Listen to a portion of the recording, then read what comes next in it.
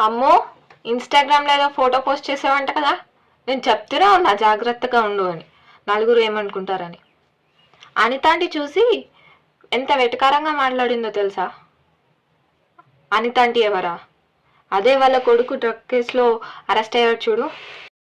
అమ్మో, ఈరోజు ఎవరితో బయటకు వెళ్ళావు? కొలీగ్సా?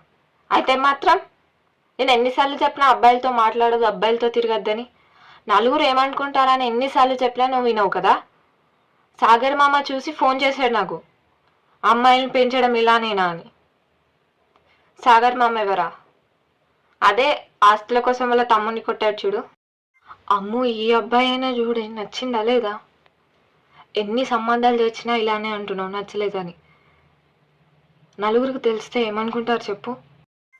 అమ్మ, ఆ నలుగురు ఏమనుకున్నా మనకు పని లేదు. వాళ్ళ మాటలు తాత్కాలికం మాత్రమే.